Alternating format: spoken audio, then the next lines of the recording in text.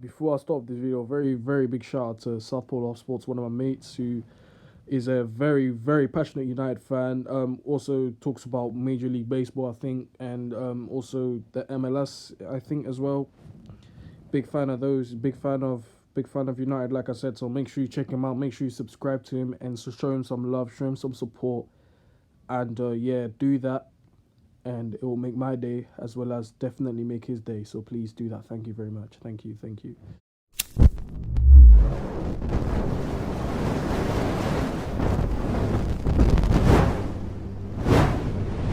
Yes, guys, David Hazard here, back again with another video, and I'm joined by obviously one of my best mates, Mason Kentish, and another one of my best mates, Buno. We're gonna be talking about wrestling. Guys, say hello, introduce yourselves, whatever Yo, you what's wanna up, do. guys?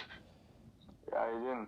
Yeah, make sure you subscribe to Mason Kentish. I'll leave his channel link in the description down below and also in the comments. And well, yeah, guys, we haven't really received questions for this, as we haven't done this in a very, very long time. It's been over a year, I think, when me and Bruno last did it. So I think I'm gonna come up with my own topics to talk about. But yeah, I'm gonna go with Mason first. Mason, what do you think of today's product? Since I assume you still watch wrestling, innit? Especially when it's since this pandemic as well. It's been, I think the thing about wrestling these days is it's the pay-per-views are always. I think the pay-per-views are good. Yeah. The pay-per-view match qualities are getting really better, but the Raw and SmackDowns is just really boring to watch. Yeah. To be fair, the build-up is not many good build-ups. Like the matches are not as good as they used to be on the SmackDown and Raw, and it's just been boring recently. Like, I know within quarantine, I know people say it might be due to the quarantine, but it's not actually. It's been really boring since before the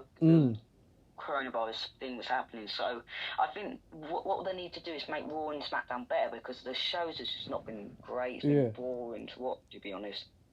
So that's what they need to do. My thing on that, yeah, is that even before the pandemic, I actually thought Raw was doing well, especially with MVP, Edge, Randy Orton, in my opinion. But SmackDown was just so boring to watch, with Roman Reigns, Robert Roode doing all these dead promos. Like, do you remember that promo? I think it was in 2019, like just before the end of the year, when fucking Baron Corbin threw dog food on Roman Reigns. Like, do you remember that? That was ridiculous. Yeah, that was ridiculous. That was like the kind of quality they're putting on SmackDown. So I think SmackDown was just, even before coronavirus, like, it was just the worst thing to watch. Raw was doing well, but still needed to be better. And ever since this pandemic, I think it's just gone downhill, man. Literally, April wasn't great. May was boring. June was boring. July is even worse, in my opinion, especially with Raw and SmackDown. So, like you said, I agree with you there. And yeah, Bruno, do you want to touch on that? Since I think you watched WrestleMania, or I have to tell you about it. I think You have to agree with both of you, because the technical ability in these wrestlers is there, but the creative team, they have no idea what to do with it. There's nothing interesting about the storylines, the promos, or the matches themselves. And yeah, WWE is just very boring to watch, because these wrestlers are so talented, but the team behind WWE, they have no idea what to do with them. And they're just ruining their careers, basically. Yeah. So part-timers. We're gonna talk about part-timers as well. Wrestlers such as Brock Lesnar, Goldberg, other legends like that. And Mason came up with the topic. So do you want to start us off, Mason, on what you think about part-timers? I think the situation with part-timers is really, really bugging me, to be fair, because it's really annoying that we've got talented superstars in the back that has not been used great, but when we've got these people who sit on their asses doing absolutely nothing, like wrestling only a couple matches a year, and they win championship. It's not fair, to be honest. Like, you've got superstars like Apollo Crews, Andrade, Mustafa Ali, Chad Gable. All these talented superstars are not being used brilliantly well. But then you've got people like Goldberg, who only wrestles for 2 or 3 minutes and does a spear and jackhammer. Exactly, yeah. And Brock Lesnar, it's ridiculous, yeah. does suplexes and F5s and all that, and power bombs, and that's it. Like, no, it's frustrating, and it's annoying, because you've got a superstar who works their asses off, and then the people who people work their asses off, the superstars who does, they just don't get used much, and used as a comedy act, and it's frustrating. Really frustrating. Absolutely, I 100% agree with you there, and I want to touch on this as well. I think the problem is that WWE, they rely on their legends too much to get high ratings. Like, you can't even lie. These legends are big draws, yeah, but they're not the future of the company, so they're not gonna take the company to the next level. Back in the day, you see these stars like Stone Cold Steve Austin, The Rock. They like WWF was doing so well, even without the likes of Hulk Hogan because they were in WCW. So they didn't really need to rely on legends. But now they're always bringing back these legends: Brock Lesnar, Goldberg, Undertaker, Shawn Michaels. Not even Shawn Michaels. He don't wrestle anymore. Who else? Trying to think of other legends. I can't. But yeah, man, that's what I think about it. Like part timers, they just WWE rely on them too much. They just need to improve the product more. Better creative, like better storylines, better promos and shit like that. Like they rely on their legends way too much in today's product. So Bruno, what do you think about that as well? Part timers in WWE. I have to absolutely agree with you, David. You know, the part timers, they're just used as a cheap way for WWE to get their ratings back when it's low, and it's just really lazy, honestly, because it shows how high the standards were of wrestling back then. Exactly. And now, you know, having to bring these guys back just to, you know, get more ratings is ridiculous. It's also worth knowing that, you know, back then you didn't have to like promote a wrestler's return. Like it was just a surprise. Exactly, but now, yeah. Like weeks before like a part-time makes a return, it's advertised like for weeks. Yeah. There's no such thing as surprises in WWE. No build-up at all. Yeah. No build-up at all. Like, they advertise these legends, like Undertaker for Goldberg, they advertise these legends versus legend match, but then there's no build-up to it. They just announce this match and think, oh yeah, it's going to get tickets. No. It's like Randy Orton versus Brock Lesnar, you remember that?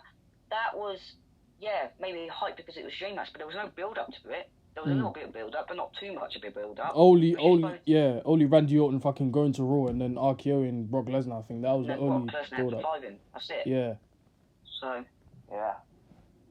That's my opinion. I think there needs to be more build-up to it instead of just announcing it or advertising Absolutely, it. yeah. The final topic I want to touch on is not really to do with today's product, but wrestling in general. And a lot of people saying wrestling is fake. Wrestling is fake. Let me start this off here. Wrestling is fake, yeah, but to an extent. The storylines, the winners, obviously, wrestling is scripted, and like obviously it's also acting as well for entertainment. So yeah, wrestling is fake to an extent, in my opinion, because some moves are real, most moves are fake. Obviously, most wrestlers have a good working relationship, but like, you know, the injuries are definitely real. I think, yeah, most injuries are real unless they're like kayfabe injuries, and some weapons are real, some weapons are not. Like, if you look back 15, 20 years ago, you see how these wrestlers were taking shots to the head with chair shots to the head. They were fucking real. Like, look what happened to the Benoit family in 2007. Yeah. That was an absolute tragedy, and obviously we do not condone those kind of actions. But yeah, apparently he had the brain of like a 80-year-old with a Alzheimer's disease or something like that. Man. Yeah, because of the amount of blows to the head he took, because they were actually real, especially with the headbutts he did, the fucking chair shots he took, concussions and shit as well. And yeah, that's partially, I think that's a big reason to why WWE turned PG, because a year after his death, they went PG. So they couldn't, like, wrestlers couldn't take blows to the head. Wrestlers weren't, like, bleeding anymore unless they, like, begged Vince McMahon or the blood was actually real. Yeah. And, you guys might think I'm waffling, but I hope you understand what I'm talking about, because wrestling is fake to an extent. But, yeah, Mason, do you want to touch on that as well? PGO, I was going to say, the PGO was good for the first 2 years. I think 2008, 2010, it was actually quite fine. Yeah. But the PGO after 2000, I think it was 2011 that really... It just got too childish, man. Yeah. To ruin it for me. Yeah, I think, I agree with what you say. I think it's a bit obvious now. I think I said this to you before the call. I said it's really obvious to this day it is fake.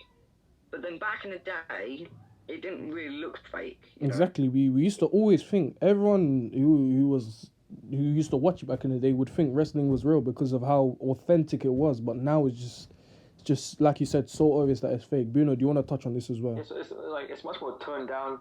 And it's much more scripted, especially when it comes to the promos. There's Don't sort get of me started on passion that. to it at all. It's all just kind of scripted. But like I see a lot of people like blaming the PG tag as to why WWE has worsened over the years. But I feel like stuff like CM Punk versus John Cena, Money in the Bank 2011, like a feud like that, it shows that it's not the PG tag that's the problem, it's rather the creative team behind it, writing storylines. That storyline was brilliant, man. Executed perfectly as well, We touched on that in the last Talking Wrestling thing, podcast, whatever you guys want to call it as well. Like, the promos, they just felt so childish, no meaning behind it, and the wrestlers were basically just given a script and they had to read off it. That's what it really feels like in today's product. So, Mason, anything you'd like to add, or should we finish off there? I'd just like to say, I think WWE I think WWE also needs to focus on the Raw and SmackDown, because I feel like they're focusing more on the pay-per-views more than the Raw and SmackDown. So I think they also got to focus on the storyline. Maybe focus on Raw and SmackDown, make it more entertaining, and maybe just listen to the fans more often, because I think absolutely. Like, the promo they did against, I think it was Triple H, he said, "You are the authority." I thought, changed my mind a bit, yeah. I don't think they do listen to the fans, to be honest. Exactly. Because when the fans don't want Goldberg and Brock Lesnar to be champion, what does Vince do? He still makes them championship, Universal and WWE champions. So they just don't. Yeah. It feels like WWE has like lost all its passion today. Like Vince McMahon has lost all his passion for it, and it's just become like one big money maker. Yeah. You know, exactly. Well said, bro. Part-timers returning and them promoting the hell out of it, like, just feels like it's purely for profit at this point. Exactly. Yeah.